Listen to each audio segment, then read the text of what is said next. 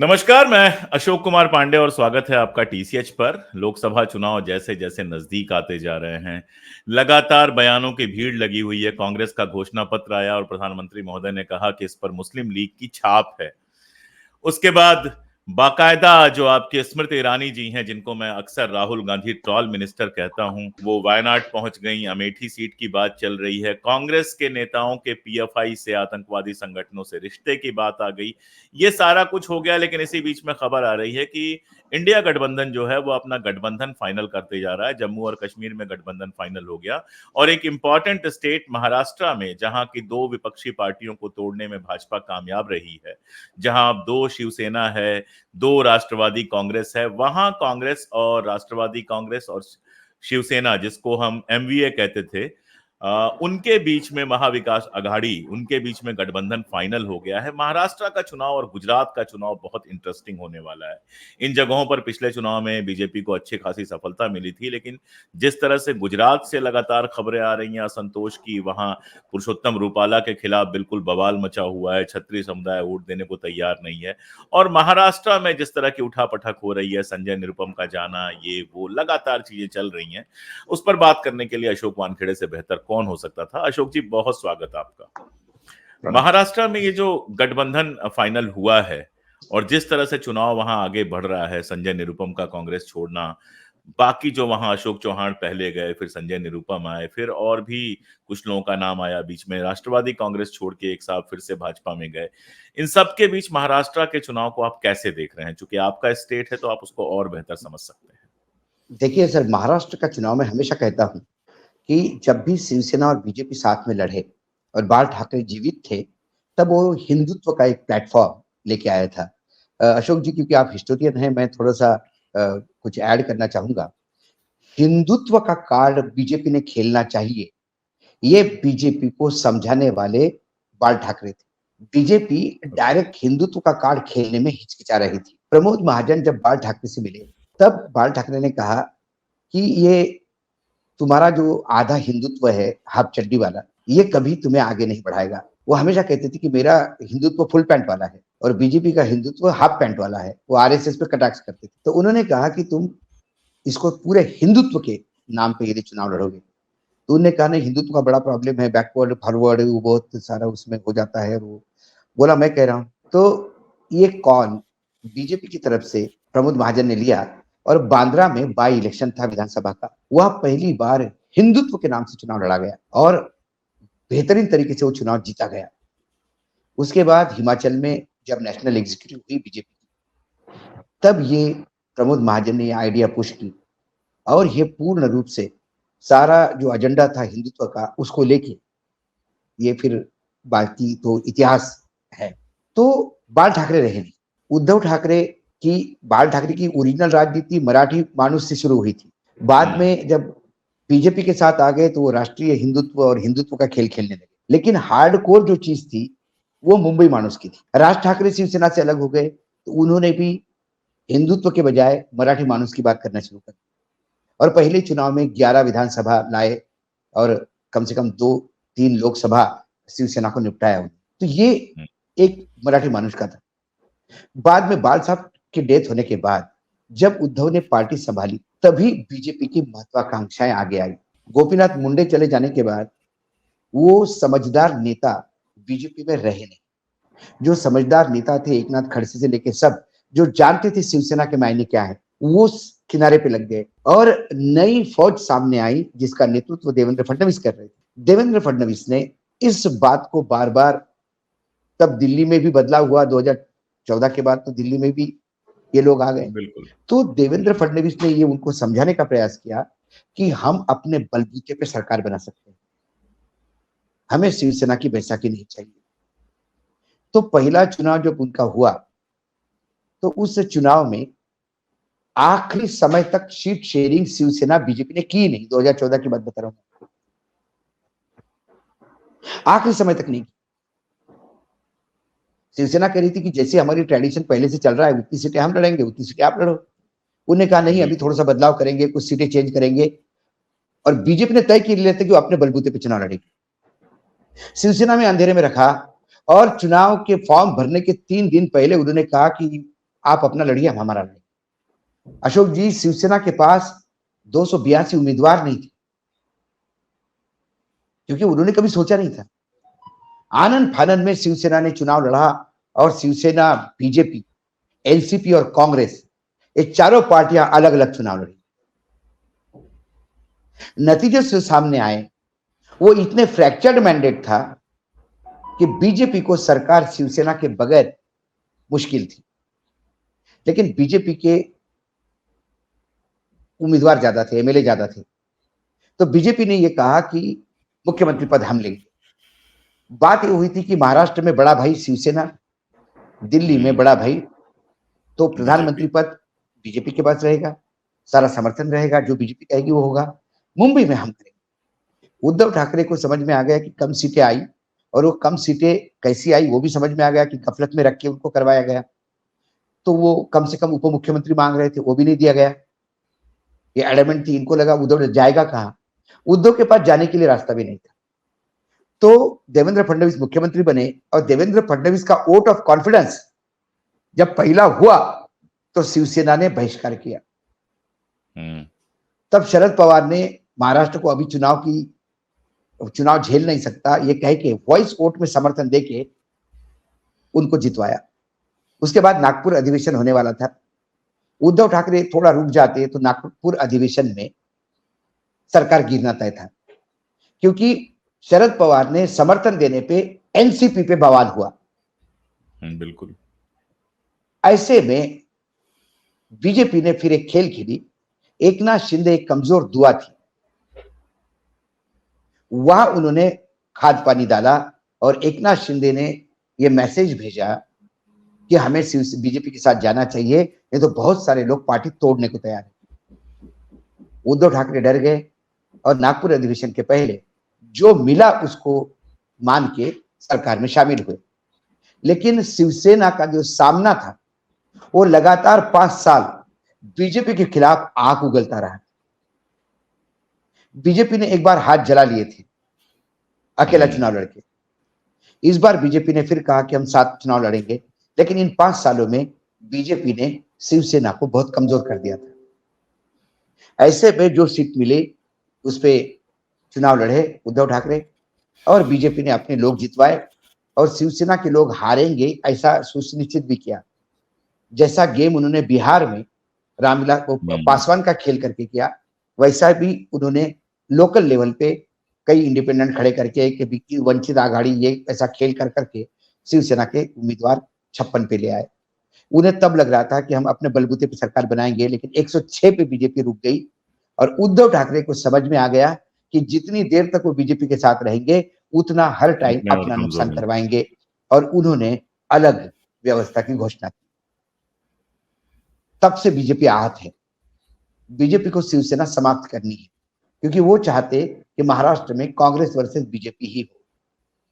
तो शिवसेना समाप्त करने के लिए उन्होंने शिवसेना को तोड़ा, शिवसेना टूटी, लेकिन विधायक चले गए, जनमानस, मतदाता और कार्यकर्ता उद्धव के साथ रहे। जब उन्हें यह समझ में आ गया कि हमारे से बहुत बड़ी भूल हो गई, हम बहुत नुकसान उठा रहे थे, फिर उन्होंने उसको कंपेंसेट करने के लिए शरद पवार की पार्टी तोड़ी।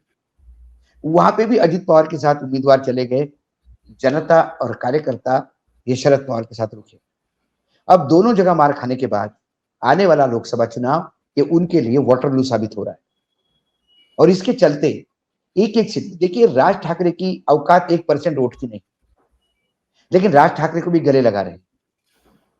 वहां कुछ ऐसे खबरें आ रही है कि आंबेडकर जी को पीछे से फूस लगा के इंडिपेंडेंट लड़ने की बात हो रही है, क्योंकि जब आंबेडकर लड़ेंगे तो सारा नुकसान अलग लड़ती, वंचित आघाड़ी अलग लड़ती है तो सबसे ज्यादा नुकसान कांग्रेस को होता है। तो विपक्ष को विभाजित कर सत्ता में आने वाली बीजेपी जब ये कहती है कि जनमानस हमारे साथ है, तो ये हास्यास्पद लगता है। इस बार बीजेपी, जब लोग, सारी दुनिया रो रही थी कि अखिलेश टूट गए, इधर गठबंधन टूट गया, इंडिया गठबंधन का क्या होगा, तब मैंने एक बार कही थी, शायद आपके प्रोग्राम में भी मैंने कही थी, कि हम इंडिया गठबंधन की बात करते हैं, एनडीए गठबंधन के सीट शेयरिंग की कोई बात नहीं करता। ठीक बात है। बिहार में तकलीफ में थे, हरियाणा में तो ये हो गया कि वो पार्टनर ही भाग गए। महाराष्ट्र में अभी भी एनडीए गठबंधन का मामला उलझा हुआ है। अभी भी बीजेपी के पास उम्मीदवार नहीं, तो कभी सलमान खान, तो कभी माधुरी दीक्षित के घर चक्कर काटे जा रहे हैं। अब गोविंदा तक को उतारने की सोच रहे हैं। तो आप समझ सकते हैं कि बैंक्रप्सी कितनी आई। दूसरी ओर कांग्रेस, शिवसेना और एनसीपी, इनमें इतना तालमेल तो था कि उनको पता था कि सबसे ज्यादा सीटें शिवसेना की थी पिछले लोकसभा में, तो सबसे ज्यादा सीटें इस बार शिवसेना को मिली। तो शिवसेना ने 21 अपने सीटें दी, उम्मीदवार, हाँ, तो उतनी सीटें दे दी उनको। नंबर 2 पे कांग्रेस रही, नंबर 3 पे एनसीपी 17 है। सीटें। शरद पवार ये आर्किटेक्ट है इस पूरे महाविकास आघाड़ी के, लेकिन उन्हें पता था कि चुनाव जीतना है, सिर्फ ईगो के लिए सीट लेके कोई मतलब नहीं है, हम सीट को किल करेंगे। तो उन्होंने कई सीटें जो है वो कॉम्प्रोमाइज, जैसे पिछली बार अमरावती की सीट थी, अमरावती में उन्होंने इंडिपेंडेंट राणा, जो नवनीत राणा लड़ी थी, उसको समर्थन दिया था एनसीपी ने। इस बार वो सीट जो उन्होंने बाद में कांग्रेस के चले गए लिए उधर। छोड़ी, क्योंकि राणा हम्म, उधर चली गई तो उन्होंने कांग्रेस के लिए सीट हम्म, छोड़ी। तो ऐसे कई एक दूसरे के लिए त्याग करते हुए आज महाविकास आघाड़ी के सीट शेयरिंग खत्म हो गया। शायद एक आध सांगली जैसी एक आध शहर है जहां थोड़ी बहुत उठक पटक चल रही है, तो वो सॉल्व होने में टाइम नहीं लगता। अब वहां पे भी कई लोग ऐसे हैं, जैसे संजय निरुपम जैसे। मैं तो पहले दिन से कह रहा था कि संजय निरुपम जिस दिन महाविकास आघाड़ी की स्थापना हो गई, उस दिन से वो शिवसेना को क्यों साथ में गए करके आग उगाल रहे थे। वैसा उनका वजूद क्या था, 3 महीना 13 में है वो पैराट्रूपर है। यदि वो बाला साहेब ठाकरे ने उनके सर पे हाथ नहीं रखा होता तो जीवन में कारपोरेटर भी नहीं बनते। लेकिन ये लोकसभा भी एक बार चुनाव जीते और एक बार मतलब राज्यसभा रहे वहां से। फिर ये जब दिल्ली राज्यसभा में आए तो इन्होंने शिवसेना का काम छोड़ के सबसे ज्यादा कांग्रेसियों के बीच में घुसपैठ शुरू की और फिर कांग्रेस के नेता बने। और कांग्रेस के नेता बनने के बाद फिर राज्यसभा कांग्रेस से आए, फिर लोकसभा कांग्रेस से लड़े। अब उनको लगता है कि मुंबई कांग्रेस का अध्यक्ष बना दिया उनको। ये कांग्रेस की भी गलती है कि जो लोग उनकी विचारधारा के नहीं है उनको आगे क्यों करते।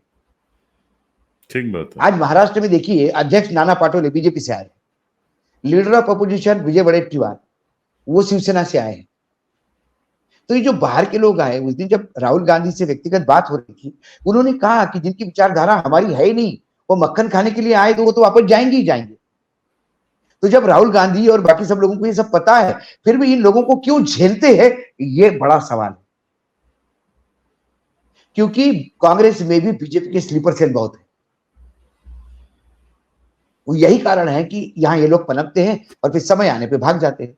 अब संजय निरुपम को कोई हाथ लगाने को तैयार नहीं है, अच्छा। बीजेपी वाले भी हाथ लगाने को तैयार नहीं है, शिवसेना तो हाथ लगाने को तैयार नहीं है। अब वो घूम फिर के एकनाथ शिंदे के पास जाएंगे, कहे तो एकनाथ शिंदे के पास देने के लिए क्या है। एकनाथ शिंदे ने बड़े मुश्किल से अपनी सीट बचाई, अपने बेटे की सीट बचाई, कल्याण वाली। नहीं तो बीजेपी ने उनको कहा था कि बेटे को ठाणे से लड़वाओ। ठाणे भी शिवसेना के पास थी, कल्याण भी शिवसेना के पास थी। तो एकनाथ शिंदे ने कहा कि ये दोनों सीटें मुझे चाहिए, ठाणे तो मेरा घर है, यदि मैं वहां नहीं लड़ूंगा तो कैसा होगा। और कल्याण मेरा बेटा सांसद है, उसका तो सीट मैं काटने नहीं दूंगा। बीजेपी ने उनको कहा कि तुम्हारी सीट आने के पहले इमोशनली देखा जाए तो बीजेपी का गढ़ था ठाणे और कल्याण। और कल्याण में यह हालत है कि बीजेपी के विधायक आरोप लगा रहे हैं एकनाथ शिंदे पे, ये पैसा खाता है हमसे, इसके बेटों को हरवाएंगे। गोलियां चल रही आपस में ये लोग एकनाथ शिंदे के बीजेपी के लोगों के बीच में। ऐसे में बड़े मुश्किल से कल्याण सिंह अपने बेटे के लिए ली और ठाणे शहीद की। एकनाथ शिंदे का गढ़ ठाणे, जहां से टेम्पो से शुरुआत करके जो आदमी मुख्यमंत्री पद पे बैठा हो, उस शहर में अपना चुनाव नहीं करवा पा रहे। वहां राजन विचारे जो चले गए उद्धव के साथ, वो चुनाव लड़ेंगे दबंगता से। और बीजेपी भी जानती थी कि ठाणे में नाम शिंदे का होगा, लेकिन आज भी जनमानस उद्धव ठाकरे के साथ। बिल्कुल। तो कुल मिला के बहुत सारी सीटें फंसी है, कई जगह तकलीफ में आने वाला मामला दिखता है। कांग्रेस की एक सीट थी, मतलब एक ही सीट कांग्रेस जीत पाई थी, वो थी चंद्रपुर की, बाळू धानोरकर की। उनका स्वर्गवास हुआ, उनकी पत्नी विधायक है, उसको टिकट दिया कांग्रेस ने। लेकिन कांग्रेस ने सबसे पहले उसका टिकट अनाउंस करना चाहिए था। लेकिन विजय वडेट्टीवार अपने बेटी के लिए सीट मांग रहे थे और वो झगड़ा इतना पड़ा कि पूरी कॉन्स्टिट्यूंसी में कांग्रेस के लोग स्प्लिट हुए, कुछ विजय वडेट्टीवार के साथ, कुछ धानोरकर के साथ। अब आपने तभी यदि वडेट्टीवार को डांट के मिसेस धानोरकर का टिकट क्लियर कर देते तो आज स्थिति अलग होती। फिर भी आज वो एज पे है, विनिंग एज पे, लेकिन वहां बीजेपी ने दूसरा कैंडिडेट करा, सुधीर मुनगंटीवार। सुधीर मुनगंटीवार ये हेवीवेट आदमी, ये महाराष्ट्र की राजनीति में राइट हैंड माने जाते हैं नितिन गडकरी के। ये पार्टी के अध्यक्ष रहे हैं वहां पे, ये बड़े बड़े मंत्रालय में मंत्री रहे हैं, कैबिनेट मंत्री रहे हमेशा। उनको उन्होंने लोकसभा में उतारा ताकि मुनगंटीवार को उनको महाराष्ट्र की राजनीति से दूर करना था। यदि मोदी जी प्रधानमंत्री बनते तो मुनगंटीवार कोई मंत्री बनने वाले नहीं है, 5 साल तक सांसद बने रहे। 2 बड़े नाम इन्होंने ऐसे ही गलाए, एक चंद्रपुर में सुधीर मुनगंटीवार और रायपुर में बृजमोहन अग्रवाल को लड़ाया। बृजमोहन अग्रवाल सबसे ताकतवर पुराने कंबाइंड मध्य प्रदेश के नेता थे। बिल्कुल बिल्कुल, भाजपा के बड़े नेता। बृजमोहन अग्रवाल मतलब जीत, चाहे कोई भी लहराए। और इस बार जब मंत्रिमंडल बना तो बड़े मुश्किल से वो मंत्री बने और उनको टूरिज्म जैसा डिपार्टमेंट दे दिया, इतने सीनियर आदमी। अब उनको भी लाके दिल्ली में 5 साल बिठा देंगे, सवाल पूछो, हाथ ऊपर करो, ना बोलने की आजादी होगी ना कुछ करने की, क्योंकि उनको छत्तीसगढ़ की राजनीति से निकालना। तो कुल मिला के महाराष्ट्र की पोजीशन अभी विन विन सिचुएशन है महाविकास आघाड़ी की। और गुजरात में क्या लग रहा है आपको? गुजरात में जिस तरह का विद्रोह चल रहा है गुजरात में कम से कम 7 से 8 सीटें बहुत परेशानी में। गुजरात में सीटें परेशानी में इसलिए नहीं कि कांग्रेस बहुत अच्छी लड़ रही है। गुजरात में सीटें परेशानी में इसलिए है कि वहां पर लगातार बीजेपी में विद्रोह हो रहा है। बीजेपी वहां स्प्लिट हुई है। Amit Shah versus Anandiben CR Patil. Anandiben CR Patil को नरेंद्र मोदी जी का आशीर्वाद, अमित शाह के किसी आदमी को नहीं, तो वहां विद्रोह बहुत है। नितिन पटेल जैसे लोग राजकीय संन्यास ले चुके हैं। पहली बार गुजरात की राजनीति में हुआ कि बीजेपी का दिया हुआ टिकट उन्होंने वापस किया कि हमको चुनाव ही नहीं लड़ना। बिल्कुल। प्रधानमंत्री कह रहे थे अभी सहारनपुर के रैली में कि कैसा चुनाव लड़ रहे हैं ये लोग हर घंटे में अपने उम्मीदवार बदल रहे हैं। इनके पास लोग नहीं चुनाव लड़ने के लिए। ये यूपी की बात कर रहे हैं लेकिन अपने गृह प्रदेश की बात नहीं कर रहे। ऐसा क्या हो गया बीजेपी के साथ मोदी जी कि लोग टिकट वापस कर रहे हैं, खुलेआम विद्रोह कर रहे हैं। और रूपाणी ने जो राजपूत समाज के बारे में बोला उससे सारे राजपूत इकट्ठा हुए हैं। जी। और वो राजपूत समाज, आप ये मत सोचिए कि 6% है। एक भी कॉन्स्टिट्यूंसी ऐसी नहीं है कि जहां राजपूत डोमिनेट कर रहे हो। जामनगर में थोड़ा ब्लू ब्लडेड मतलब राजा महाराजाओं का वो थोड़ा क्षेत्र है, लेकिन बाकी की जगह कोई नहीं है। लेकिन सबसे बड़ा जो प्रॉब्लम आ रहा है वहां पे वो ये है कि ये लोग डोमिनेटिंग है, व्यापार में है, पैसा इन लोगों के पास, ये लोग इन्फ्लुएंशियल है। इतना बड़ा विद्रोह कि वहां राजपूत समाज सम्मेलन ले लेके बोलेगा बीजेपी को हराओ, ये औकात किसी की नहीं थी। इसका मतलब आपके हाथ से पार्टी निकल चुकी, और पार्टी इसलिए निकल चुकी है कि आपने अति की। आपने जिसको चाहे सामने लाया, जिसका वजन था, कद्दावर नेता था, उसको आपने घर बिठा दिया। आपने कभी ये नहीं सोचा कि ये लोग जो है इन्होंने अपनी जिंदगी दी है, ये जनसंघ से लेके परिवार दर परिवार वो लगातार आपके साथ काम कर रहे हैं। तो कम से कम 8 सीटें ऐसी हैं जो सीटें साबरकांठा, बनासकांठा, राजकोट, ऐसी कई एक लाइन से सीटें हैं जो अभी बीजेपी के लिए श्योर नहीं। इस 8 सीटों में से 4 सीटों में भी गच्चा खा गया तो फिर आप मान लीजिए बीजेपी को पहली बार अपने घर में ही, गृह प्रदेश में ही माइनस होना पड़ेगा। और वो राजपूत का लोन अब राजस्थान से लेके उत्तर प्रदेश तक पहुंचा उत्तर है। प्रदेश में भी वही सवाल मैं पूछ रहा था जी। उत्तर प्रदेश में भी पहुंचा है।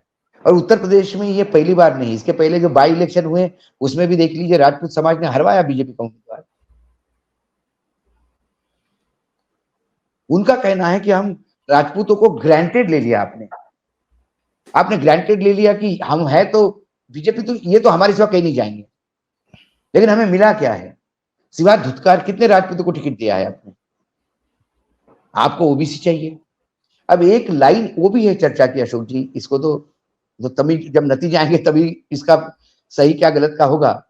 कुछ लोग कह रहे हैं कि बीजेपी खुद चाहती है कि राजपूत बीजेपी के खिलाफ बोले, ताकि राजपूत जितना योगी को बीजेपी के किनारे खिलाफ करने के बोलेगा लिए। उतना उतना ओबीसी कंसोलिडेट होगा बीजेपी के फेवर में। अच्छा। लेकिन प्रॉब्लम ये भी है कि जिस अति पिछड़ा ओबीसी को आप साथ में लेके चलने की बात करते हो, तो फिर राजभर का जब गला पकड़ पकड़ के उसको झुका झुका के माफी मंगवाते हो बीजेपी के सम्मेलन में, एक ब्राह्मण मुख्यमंत्री राजभर को जब बोलता है कि नहीं नीचे झुक के जमीन पे, उप मुख्यमंत्री उप ब्रजेश मुख्यमंत्री पाठक, हाँ ब्रजेश जी। पाठक, तो ये मैसेज भी जाता है। दूसरी ओर जो टिकट बांटे हैं अखिलेश ने, वो जातीय समीकरण और सोशल इंजीनियरिंग में एक बेहतरीन उदाहरण मान सकते हैं। इसके लिए बीजेपी की चिंता का विषय हो गई। मायावती ने जो पहली लिस्ट अनाउंस की वो बीजेपी के लिए खाट खड़ी करने वाली है। जहां बीजेपी ने ब्राह्मण दिया वहां मायावती जी ने मुसलमान नहीं दिया, वहां मायावती ने ठाकुर दिया। तो ब्राह्मण ठाकुर जी डिवाइड होते हैं। विधानसभा से एकदम अलग फार्मूला इस बार मायावती जी अलग फार्मूला किया। तो क्या मायावती जी का इंडिपेंडेंट लड़ना इस बार बीजेपी को तकलीफ देगा? मायावती क्या करती थी? एक सेकंड आपको रोक रहा हूं। कहीं मायावती जी की डायरेक्ट तो होनी थी, सपा कांग्रेस के साथ बात चल रही थी, उस पर बड़ा शोर मचा था। कहीं इनडायरेक्ट सेटिंग हो तो नहीं गई है कांग्रेस और सपा के साथ? मुझे तो ऐसा ही लगता है। क्या है, तो लिस्ट देख के मुझे ऐसा ही लग रहा था। ऐसा दो तीन बातें हैं अशोक जी। आप किसको गन पॉइंट पे कब तक आप रख सकते हो? बिल्कुल। फिर वो तो इंतजार ही करता है कि आपको एक झपकी आ जाए और वो आपकी बंदूक आपके ही सर पे तान दे। एकदम। इंडिया गठबंधन में यदि 48-39 लोग हैं एनडीए गठबंधन, तो उनमें से सारे गन पॉइंट पे हैं। ईडी, सीबीआई, इनकम टैक्स के प्रकोप से डर के आए हैं। जो इनके नेचुरल अलाइज थे, शिवसेना और अकाली दल, वो तो पहले से ही दूर चले गए। तो इनके पास बाकी जो बचे हैं वो डर के मारे हैं। जिस दिन डर खत्म उस दिन सबसे पहले ये भगेंगे। आज भाजपा के पास नेचुरल अलायंस कौन है मुझे बता दीजिए। ED, CBI, income tax. हाँ, ईडी, सीबीआई और इनकम टैक्स, यही नेचुरल अलायंस है उनके जी। और चुनाव आयोग,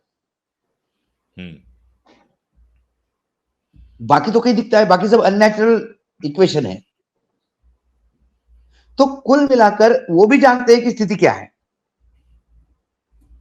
इसीलिए प्रधानमंत्री जी को अपने घोषणा पत्र से ज्यादा कांग्रेस का घोषणा पत्र मुस्लिम लीग से जोड़ना अच्छा लगता है, क्योंकि वो एन केन प्रकरण इसको मुसलमान बनाम हिंदू करना चाहते। वो बार बार महाराष्ट्र में गए अभी, और एक तो शायद किसी ने उनको बता दिया होगा कि आप भ्रष्टाचार पे मत बोलना, क्योंकि महाराष्ट्र के सारे भ्रष्टतम नेता जो है जिनके खिलाफ बीजेपी ने सालों आंदोलन किया, वो सब बीजेपी में हो गए हैं। तब उन्होंने कहा कि सनातन धर्म को समाप्त करने की बात करने वाले डीएमके को आपका उद्धव ठाकरे, आपकी नकली शिवसेना मुंबई में बुलाती है।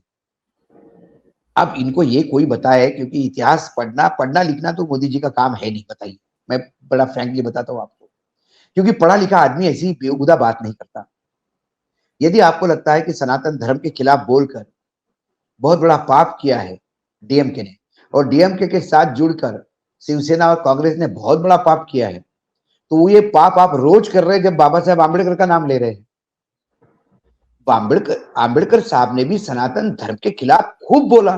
बिल्कुल बिल्कुल। आंबेडकर साहब ने तो अनुस्मृति जलाने की बात की। आंबेडकर साहब ने तो ये कहा कि ये मेरा दुर्भाग्य है कि मैं इस धर्म में पैदा हुआ हूं, क्योंकि वो मेरे हाथ में नहीं था। लेकिन मैं मरूंगा लेकिन नहीं मैं इस धर्म में। मरूंगा इस धर्म में नहीं। बाबा साहब ने क्यों हिंदू सनातन धर्म छोड़ के बौद्ध धर्म स्वीकारा, इसका जवाब प्रधानमंत्री दे दे। और यदि बाबा साहेब आंबेडकर ने सनातन धर्म को नकारा है, तो फिर बाबा साहेब आंबेडकर का नाम लेने का नैतिक अधिकार आपको कैसा है कि जब आप बिल्कुल। सनातन धर्म को गाली देने वाले को अपना दुश्मन मानते हैं। आपको बाबा साहेब आंबेडकर से बहुत घृणा है, लेकिन क्या करें, बाबा साहेब आंबेडकर सिर्फ नाम नहीं, वो चुनाव के दौरान मतदान उगालने वाला एक एटीएम है। वो एटीएम से भी आप दूरी नहीं कर सकते। इसीलिए बाबा साहब आंबेडकर कर करके आप जितने आंबेडकरवादी है या दलित है या पिछड़े हैं, उनको साथ देने का प्रयास करते हैं। लेकिन आपके मन में बाबा साहब के प्रति जया जरा भी आस्था नहीं। और यदि बाबा साहब के प्रति आस्था है, तो फिर आपकी सनातन धर्म के प्रति आस्था होने का सवाल ही नहीं उठता। आप दोनों चीजें साथ में नहीं रख सकते। यू कैन हैव केक और ईट इट टू।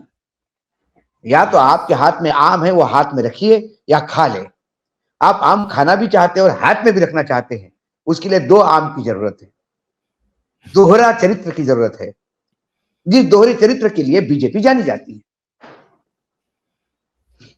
अच्छा, दिल्ली में केजरीवाल साहब वाला केस आज फिर है कोर्ट में, क्या उम्मीद कर रहे हैं आप? देखिए, दिल्ली में तो जिस हिसाब से जमानत संजय सिंह को मिली, मुझे लगता है केजरीवाल को जमानत मिल लेनी चाहिए। और यदि नहीं मिलती, जितने देर जमानत अंदर रहेंगे उतने देर बीजेपी का लॉस होगा। क्योंकि संजय सिंह की जमानत के बाद तो ये समझ में आ गया कि इस केस में कुछ है ही नहीं। यदि संजय सिंह के जमानत के टाइम ही यदि वो डॉक्यूमेंट प्रोड्यूस करते, वही डॉक्यूमेंट प्रोड्यूस करते जो केजरीवाल के खिलाफ है, वो संजय सिंह के भी काम आते, वो मनीष सिसोदिया के खिलाफ काम आएंगे। इनके पास कुछ नहीं है, इसलिए अब ये नए नए लोग उठा रहे हैं। अब वो पर्सनल स्टाफ उठा रहे हैं केजरीवाल का। वो अब एक आदमी और अफिडेविट देने वाला ढूंढ रहे हैं। इनके पास एक नया मोडस अप्रेंटिस कर दिया इन्होंने। एक अफिडेविट लो, अफिडेविट करो और जयराम जी की। जिस शराब घोटाले के नाम से पानी पी पी के कोसा है प्रधानमंत्री और अमित शाह जी ने, बीजेपी ने छत्तीसगढ़ में कांग्रेस को, सर्वोच्च न्यायालय ने उस शराब घोटाले को क्लीन चिट देते हुए कहा कि ये घोटाला हुआ ही नहीं। तो घोटाले को पैदा करने की जननी बीजेपी है। वो नकली घोटाला पैदा करते हैं। मुझे याद है, क्योंकि अंध भक्तों को रामायण महाभारत ज्यादा समझ में आता है। ये श्री कृष्ण के साथ जुड़ी हुई कहानी है कि यादवों के बच्चे, वो किसी का पेट आया करके वो मुसल लगा के मजाक उड़ा रहे थे किसी का। और एक बड़े साधु के पास जाके बोले कि बताओ इसको लड़का हो गया लड़की होगी। तो उन्होंने कहा कि आप मजाक उड़ाते हैं साधु का, इसके पेट में तो तुमने मुसल छुपा के रखा है। अब इस मुसल के ही टुकड़े से पूरे यादव वंश का नाश होगा। और सारा यादव वंश उससे मारा गया। और अंतिम यादव जो श्री कृष्ण थे, उनकी भी मृत्यु हुई। तो उनके पैरों में जो बाण लगा था, उस बाण में भी वही लोहा था जो मुसल का था। ऐसी कहानी थी। तो वो नकली गर्भ दिखा के मजाक उड़ाते हैं, ये नकली घोटाले बना के विपक्ष का मजाक उड़ाते हैं। जिस दिन ये साधु रूपी जनता श्राप दे देगी, बीजेपी का अंत निश्चित है, यादव वंश जैसा, ऐसा मुझे लगता है। तो 400 पार के नारों के बीच बगल के हरियाणा से खबर यह है कि जेजेपी के साथ सिर्फ गठबंधन नहीं टूटा, जेजेपी के जो अध्यक्ष हैं वहां के हरियाणा के, वो कांग्रेस में शामिल हो गए। और राव बीरेंद्र सिंह जो एक जमाने में कांग्रेस के कद्दावर नेता होते थे, फिर भारतीय जनता पार्टी में गए, 2014 वाली सरकार में कृषि मंत्री बने थे, 2019 वाली सरकार से उनको किनारे रखा गया, वो भी कांग्रेस में लौट रहे हैं। तो इधर से उधर, उधर से इधर जाने का ये खेल और कुछ नहीं, सिर्फ इतना बताता है कि 400 पार और बाकी सब जो है वो गोदी मीडिया में जितना भी फैला हो, नेता और जनता कुछ अलग महसूस कर रहे हैं। और महाराष्ट्र और गुजरात के बारे में जितना डिटेल में अशोक जी ने बताया, उसके बाद ये समझ में आ रहा है कि सब कुछ उतना चमकीला चमकीला रंगीन रंगीन नहीं है जितना ये सरकार और मीडिया दिखाने की कोशिश कर रहे और हैं। न तो अंत में अशोक जी सीटों के नंबर की बात करते हैं, न मैं कभी सीटों के नंबर की बात करता हूं। हाँ अशोक जी, कुछ आप कह रहे थे। मैं अंत में यही कहूंगा एक लाइट नोट पे, क्योंकि आज नया वर्ष है, पूरे देश में जी अलग अलग नामों से, कहीं जी चेटी जी, चंड तो कहीं गुड़ी बिल्कुल। पाड़वा। तो जी हमारे सभी दर्शकों को नए वर्ष की शुरुआत में आप शुभेच्छा देते हैं, नए वर्ष के लिए शुभकामनाएं देते हैं। नए वर्ष में संविधान बचा रहे, लोकतंत्र बचा रहे, इसकी कामना करते हैं। और एक लाइट मोड पे एक खबर आई है कि बांग्लादेश और पाकिस्तान, नेपाल, बांग्लादेश, पाकिस्तान और श्रीलंका में अपने-अपने सांसदों की सुरक्षा उन्होंने कड़ी कर दी। ये उन्होंने तब किया जब बिहार के मुख्यमंत्री आदरणीय नीतीश कुमार जी ने कहा कि 4000 4000 सीट जीती। सांसद इस बार जाएँगे। तो उन्हें पता था कि यहाँ 700 साढ़े 700 सांसदों से ज़्यादा नहीं है।